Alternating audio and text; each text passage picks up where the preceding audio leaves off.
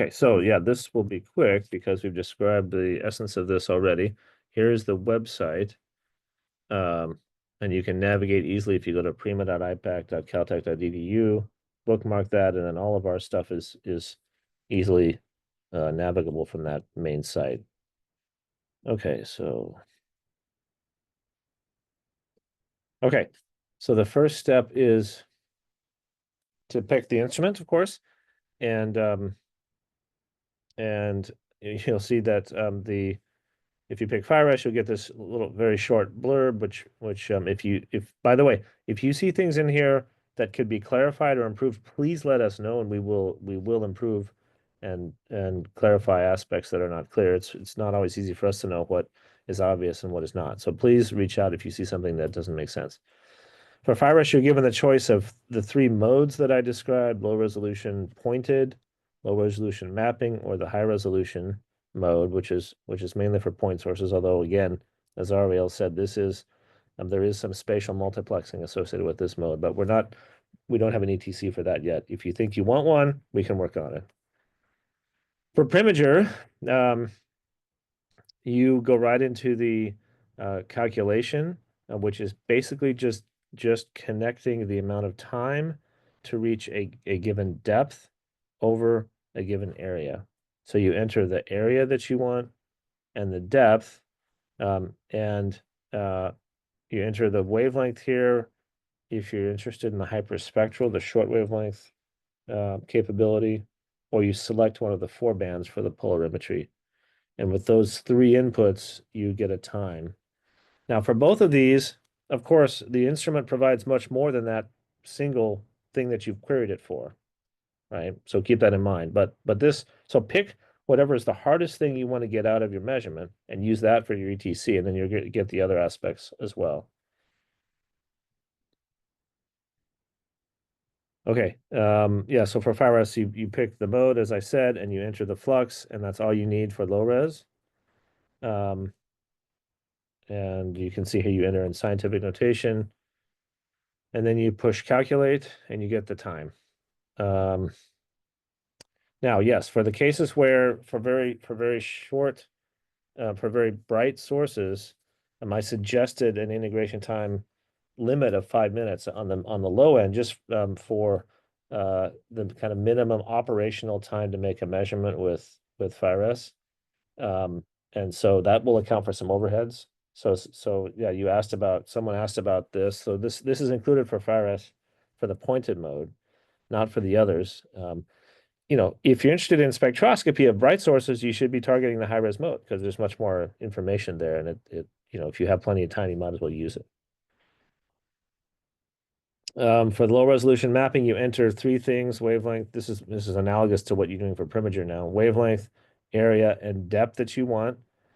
The depths for FireS are always in unresolved line flux in watts per meter squared.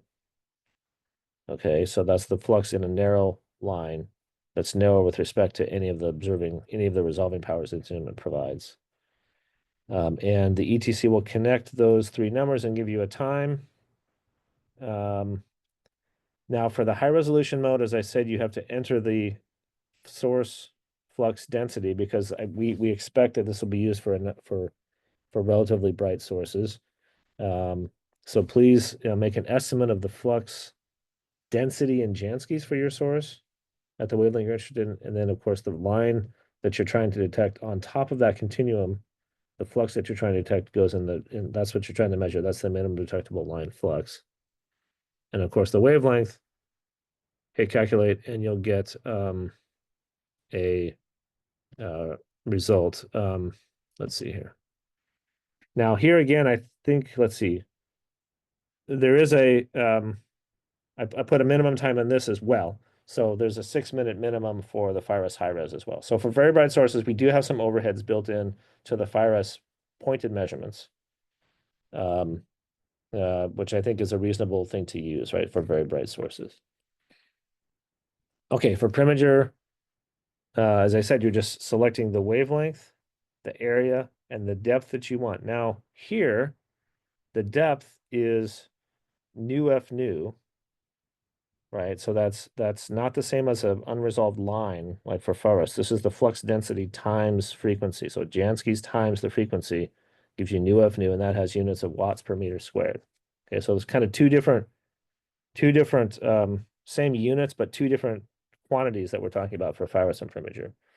This is basically for Primager is basically a flux density multiplied by nu, right? Yeah, actually, there's a switch if you move to the next slide, or maybe not. No, but it's hard to see. But you can select millijanskis or microjanskis actually. Oh, you can select. Yeah, you can select that. In the Oh, that's right. Yes, there's a yes, pull yes. down Here, menu. Yeah. So yes, if you're more yes, yes, yes. if you're more comfortable with that, Yeah. you can do it. Yes, thank you. That's a good point. Yes, we want to make sure this is right. So you can use Jansky's if you want. That's a good point. Okay. But that's about it. I mean, if you guys see anything that doesn't make sense, please let us know and we'll get it fixed. The one thing I've noticed is that the Primager ETC for the moment only accept point sources, but the math for extended sources as input should be straightforward. So I think it's just a matter of coding it. In the meantime, you can use the table that are in the presentation and scale from that. Yeah, and I think that some of these slides that we've shown are on the web in the instruments section. Although Yeah, the realizing tables. now that Yeah, not yeah. all of them are. But I've checked that the tables that are in the Primager presentation and the tables that are on the instrument page on the website are consistent. Yeah. And just a reminder that the slides from today will be posted on the webinar page. So we have a question from Irene. Yeah, thank you. So if I'm thinking of a science case that is the source is faint enough that goes below the confusion limit, that is not considered here from, I think. How should I take that into account to develop the case? What I would suggest is that, so indeed, these limits do not take into account the confusion limit. What I would suggest is taking a look at the papers, the Betterman or the Donovan paper, to get an idea of where you are with respect to the performance that they announced there.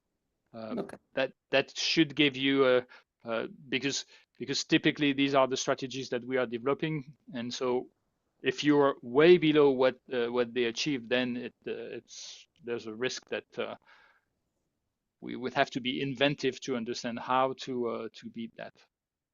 But that should give you some guidelines.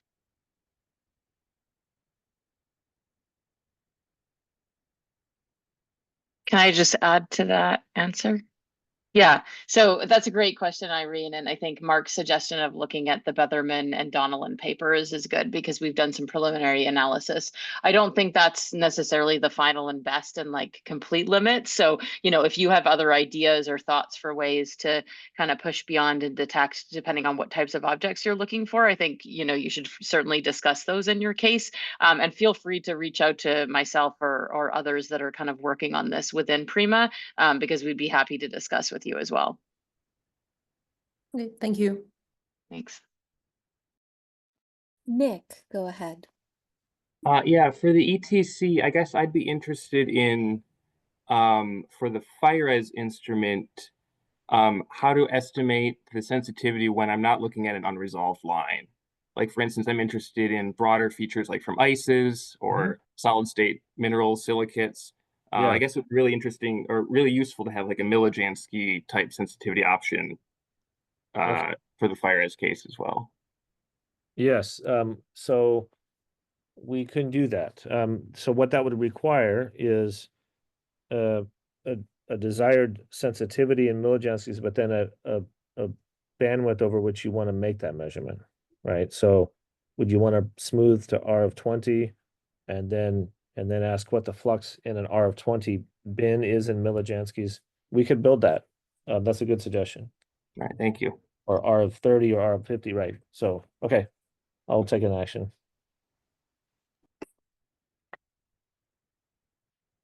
Matt, can you say something briefly? I know it's not included in the exposure time calculator, but about mapping strategy for mapping with FiRes in the high-res mode.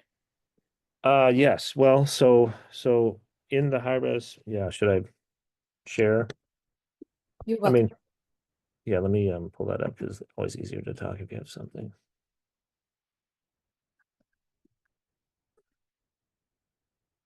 Let's see here. Slideshow this sucker. Okay, can you guys see the slideshow here? Yeah. Okay, so yeah, so it's a good question. It's what you have to do with the high res mode is to point and then run the interferometer, run the FTS mechanism through its phase delay, its path length to generate the spectrum. And when you do that, you're staring. You're not moving the steering mirror or the observatory. You're just staring at a source. So when you do that, you will get spectra of in each of these positions along the slit. Okay, so that means, in this row, in this row, in this row, in this row, all of these rows will obtain spectra. And there will be, if your line happens to fall in this position between 2 pixels, you'll be a little bit less sensitive than if it falls right on one of these pixels. Remember, this is a spectral direction here. So there's a factor of 2-ish difference in the sensitivity if you're right between 2 pixels versus lined up on one in wavelength space. Okay. So, but you'll still recover the spectrum for all of those positions, all 12 sort of independent beams in this slit. Now for mapping, of course, the long wavelengths are bigger. So the map that you get from one of those pointings is this sort of slit intersecting with the circle. So in the case of band 4, that's a chunky little rectangle here, right? In the case of band 1 and 2, it's a much smaller rectangle. So to build up a map, if you really wanted to sample at the short wavelengths as well, you would make a measurement and then you would move over basically by one of these band 1 or 2 slits, right? And make another measurement centered here, right? And you'd then oversample spatially the long wavelengths. And that's how you would do it. And you could do it. And however, there's a minimum time to make a measurement, even for very bright regions, just for the time to move the mechanism is full length. So if you want to get the full available resolving power, that is 4,400 at 112 microns, then there's a minimum time required to move the carriage. So we have not put all that together. It depends on the downlink rates for the detectors. We could build that simple mode as a frame, as we could scope that out if there's interest, but it will be generally fairly slow, I should say. So that is something that we could build now that we know how the FTS is going to work, how quickly we can downlink the samples from the detectors, etc. If there's interest. Sounds like there is interest. Yeah, You can take another action to do that. It's not particularly challenging. right. I mean, at the moment, we're not envisioning, certainly the PI science doesn't require high resolution mapping. But we do envision the low resolution FIRS mapping to be very efficient. That's right. Yeah. And that is, I mean, if you're looking to map a region with high efficiency to map, let's say an interstellar medium cloud with all these bands and stuff, probably looking at the FIRS low res is your best option. Yeah, the low res, just like with Primager, we have a beam steering mirror that can move these slits around the sky very rapidly. We can also move the observatory. So the mapping in low res mode will be quite versatile, as Margaret says, and sensitive. The high res mode will be less sensitive, but you can make small maps with the high res mode for certain applications. Yeah, you're right. I mean, I think that, right, but I do want to encourage people because the low resolution mapping mode is something that's required by the PI-led science, and it's going to be a well-oiled machine. and very powerful, something we really have never had before in this field.